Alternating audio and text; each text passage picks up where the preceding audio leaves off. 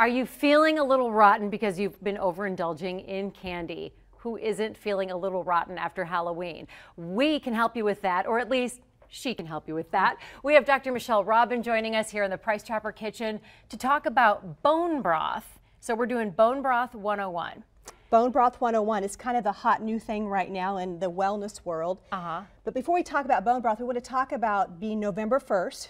You know, people are probably staring at the candy. Yes. And most people buy candy that they want to eat leftover. Yes. And so the holiday season kind of ends up being October 31st or maybe October 30th when you buy your candy all the way to January 2nd. Yeah, and then it goes through Valentine. You can extend it after Valentine's Day when you're eating all the chocolates, and then St. Patty's Day, and then pretty soon it's bikini season and you're like, uh-oh. And then we have to go on some detox. But I want people to think about living with a holiday. So, you know, Thanksgiving Day they overindulge, maybe the day after, but it's not 60 days. Right.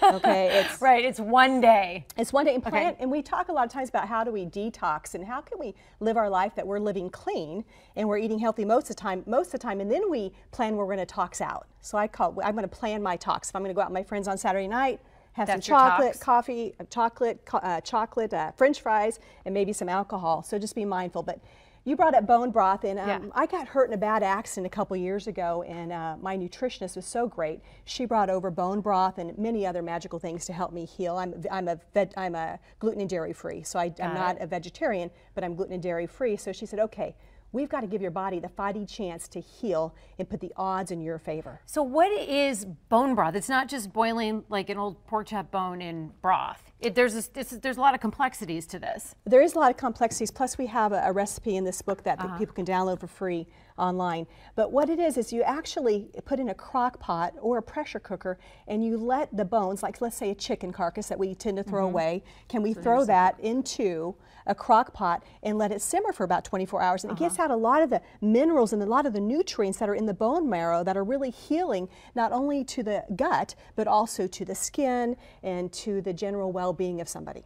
What is in this is chicken bone broth, and you brought bison bone broth. Yeah, we work with a company called the Broth Pot, and because I personally am not going to take time to make it, and many of my patients are not going to take time to make it, so she actually makes it, and it's frozen, and then they unfreeze it, and this lasts about a week. But you credit this with helping you heal after you were hit by a car and you had several broken bones yourself. Yeah, and also torn cartilage, so it really helped. It's just, if you think about bones, it is basically healing properties to help the body heal. But it's really important for the gut. And so many people have something that's called leaky gut that's leading to a lot of autoimmune conditions, whether it's Hashimoto's or irritable bowel or chronic fatigue or fibromyalgia or ulcerative colitis, things like that.